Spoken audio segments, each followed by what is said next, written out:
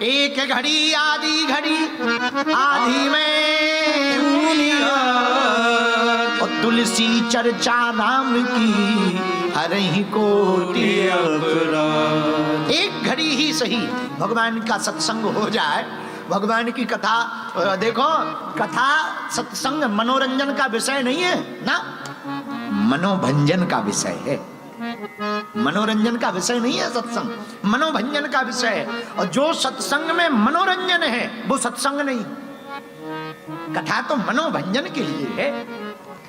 तो नीरज जी तुमने पूछा सत्संग का महत्व क्या? बहुत है महत्व, कहां तक बताएं। सत्संग की ही तो महिमा है।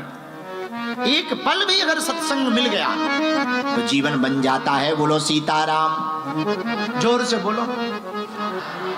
अच्छा अगला प्रश्न, सत्संग से क्या होता है? सत्संग से मिलते हैं संत। क्या मिलते हैं? बोलो बोलो बोलो। देखो सत्संग के अनेक फायदे। पहला तो फायदा यह है कि संत मिलते हैं। दूसरा फायदा, दूसरे भक्तों के दर्शन मिलते हैं।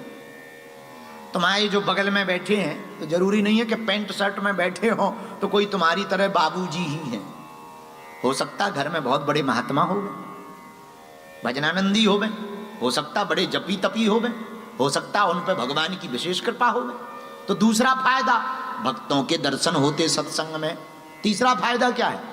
तीसरा फायदा यह है कि जब तक सत्संग में रहते हो तब तक बुरा कर्म करने का मन नहीं करता।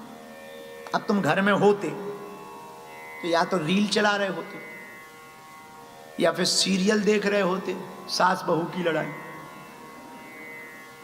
या फिर भाई लोग सिगरेट फूंक रहे होते, या जो नौ युवक हैं, नौ लौंडे हैं, वो गाड़ी चला करके टुन्न होके आ रहे होते, या और जो ज्यादा नए हैं इलू इलू कर रहे होते। पर देखो ये फायदा है। या घर पे रहते तो तुम गाली बकते या झूठ बोलते, बिजनेस में होते तो झूठ बोलते, या घर पे होते पड़े पड़े तो गलत विचार के बारे में सोचते, या घर पे होते तो सिर्फ खाने पे सोचते। पर सत्संग में हो तो फायदा ही फायदा है।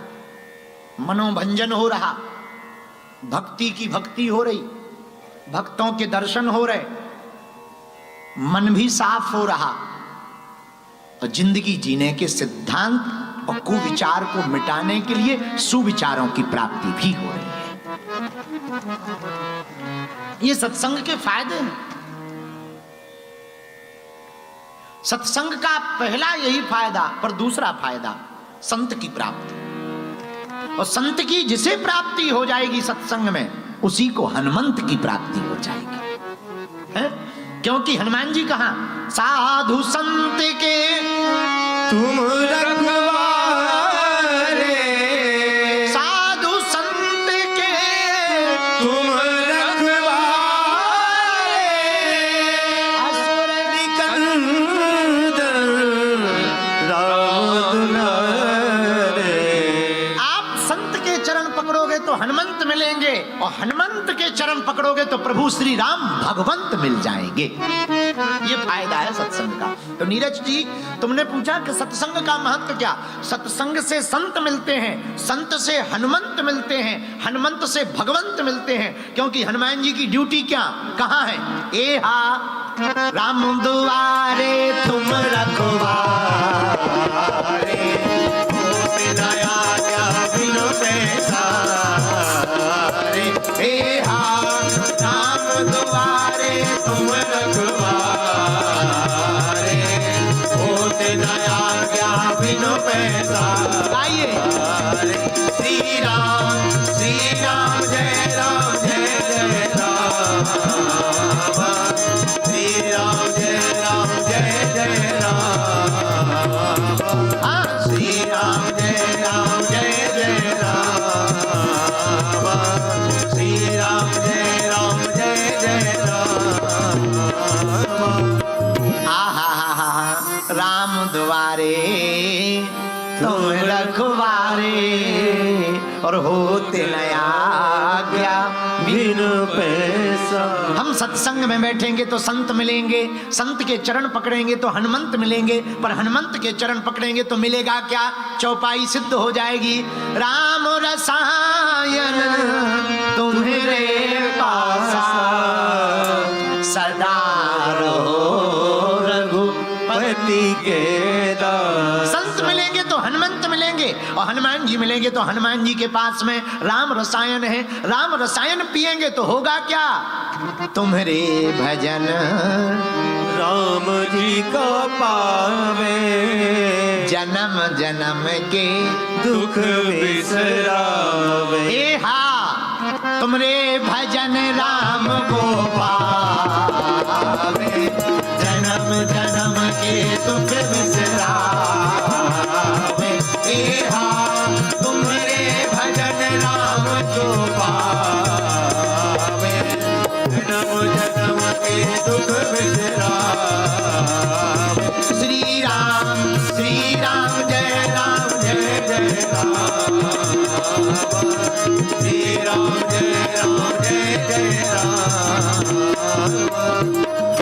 आहा, ये सत्संग का फल होगा। सत्संग करने से संत, संत से हनुमंत, और हनुमंत से तुम्हारे भजन राम जी को पावे। राम जी मिलेंगे, राम जी मिलेंगे, लेकिन एक गारंटी कार्ड और दे दिया तुलसीदास जी ने। क्या गारंटी दे दी? जन्म जन्म के दुख बिसरावे। आपके जन्म जन्मों के दुख मिट जाएंगे, बिसर जाएंगे। अच्छा, हारिए ना हिम्मत, बिसारिए ना राम।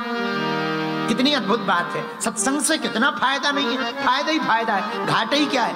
टिकट लगनी नहीं। तुम तो फिल्म देखने जाओ 3 घंटा की टिकट लगती, टिकट ऊपर से पॉपकॉर्न खुद खरीदना पड़ता है। और पिक्चर अच्छी हो तो ठीक है, खराब हो तो दिमाग खराब हो जाता है कि कहां से 350-500 रुपया लग गया, कहां से फंस गया। बिजली में से अच्छे तो घर ही ठीक है?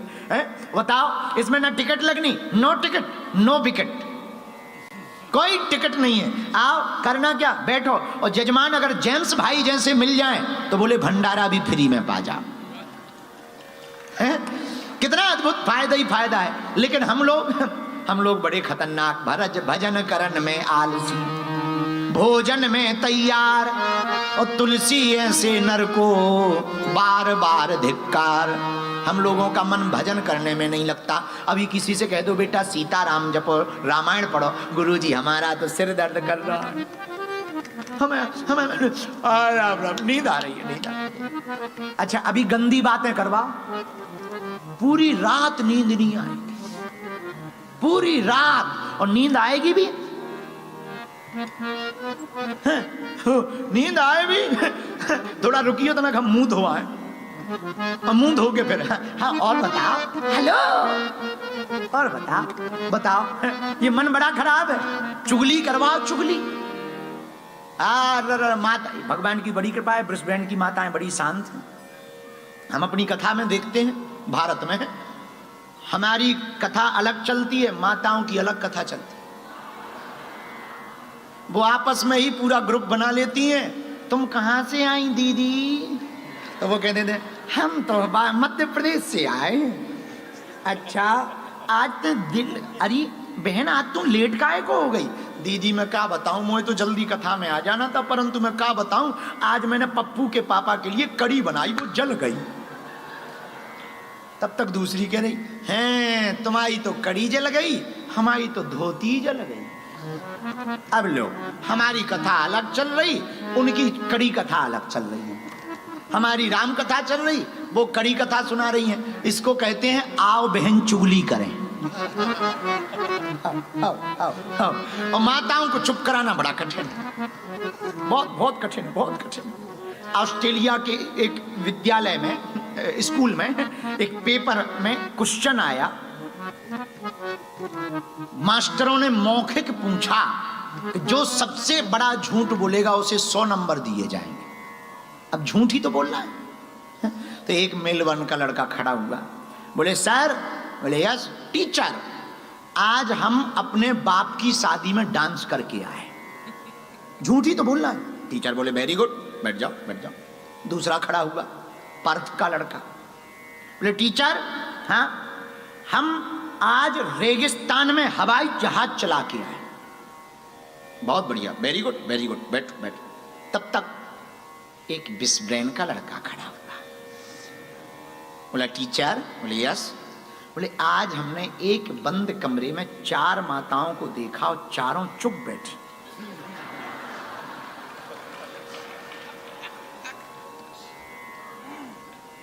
मास्टर ने उसको 100 नंबर दे के पास कर दिया।